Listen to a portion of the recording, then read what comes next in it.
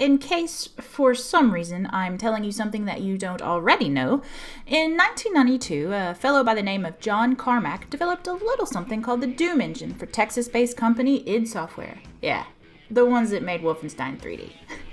The Doom engine was unique at the time as it was able to render separately, meaning the graphics side of things was running at one speed, while the game itself maintained a steady 35 frames per second, basically ensuring that no matter what computer was running it, the multiplayer would run stable.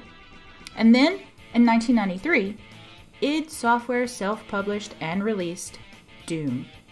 Doom was an early days 3D first-person shooter, or FPS, based on a concept that had arisen one night from a D&D campaign that the creators were playing. The game's plot, such as it is, centers around an unnamed marine as he kills demons from hell on Mars's moon, Phobos, to save the planet Earth. Confused? Yeah. Carmack once famously said, "Story in a game is like story in a porn movie. It's expected to be there, but it's not important." And that explains a lot about this franchise, actually. Doom was an instant hit with both pirates and purchasers, and an instant classic. A franchise including sequels, spin-offs, comic books, novels, board games, and even a movie was born. Then, in 2009, ZeniMax, the parent company of Bethesda Softworks, known mostly for their Elder Scrolls and Fallout properties, bought id Software. Rumor has it was somewhere around the $105 million mark. That led to a reboot of the franchise in 2016 with the release of Doom. I mean, no points off there for creativity, guys. Doom 2016, as it's more commonly known, was good. I liked it. It was fun. It introduced upgrades in different environments, and my personal favorite, glory kills. Both Skyrim and Fallout have their own respective versions of these, so it wasn't really a surprise to see it in another Bethesda-backed game, but I welcomed it in all its rip and tear glory. Encouraged by the reception of their new Doom iteration, they went back to work, and at 2018's E3, Bethesda Softworks announced Doom Eternal.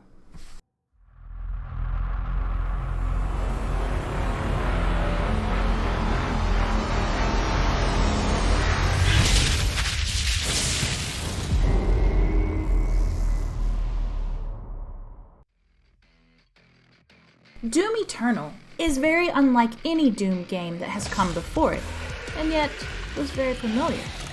First, there's the new engine, the id Tech 7 engine to be precise. It's smooth and sleek, and while I've only played through the campaign at this point in time, I've experienced no frame rate loss, no slowdown, no flickering, no nauseating blur.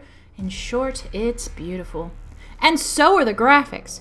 I'm playing this on an Xbox One X, and I'm still blown away by it. The colors are sharp and crisp, shadows are natural and not overbearing. The sparklies are sparkly. I felt drawn to it.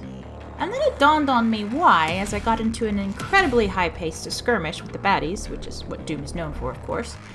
But without prompting or tutorial, I found myself using the sticky grenade mod on the shotgun automatically.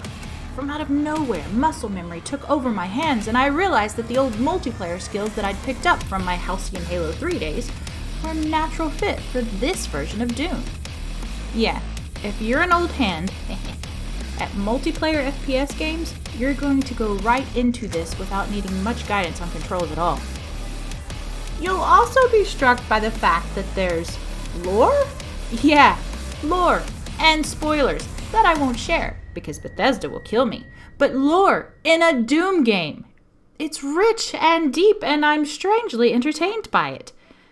Yet, it does strongly echo of the myriad of games that have come before it, and you will find Easter eggs and homage aplenty in the true id Software style, but it doesn't come across as cliched. There are moments of unbelievability, but remember, this franchise started on a Mars moon base. I think we can keep an open mind for what they're serving us now. In addition to a new, more in-depth story, there are upgrades galore, including abilities, skins, badges, backgrounds, icons, you name it. And I'm a big fan of earnable upgrades. Also collectibles. So get ready to replay, because who in their right mind would ever finish a level with only 9 out of 10 secrets found? Nobody sane, that's who.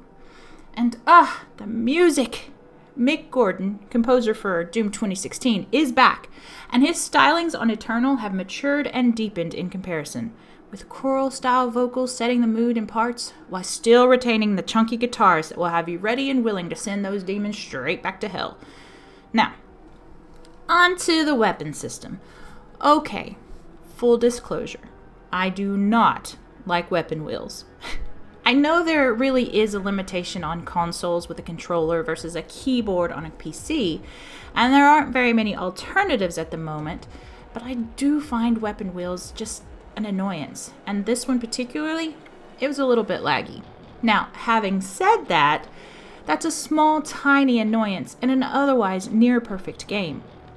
Did I say near-perfect game? Yeah, I did. Obviously, I can't test battle mode yet, as the servers aren't up, but from the minute I first pressed that campaign button until, well, right now, as we speak, I have enjoyed Doom Eternal. It is a well-developed, wonderfully fast-paced FPS that evokes the old-school feel of the original while exploring new territory. Bethesda and id Software have produced a game they can be proud of and, in my opinion, be pretty confident they've unlocked a new path in the Doom franchise. My rapid review score? 5 controllers times 1,000,000, ha!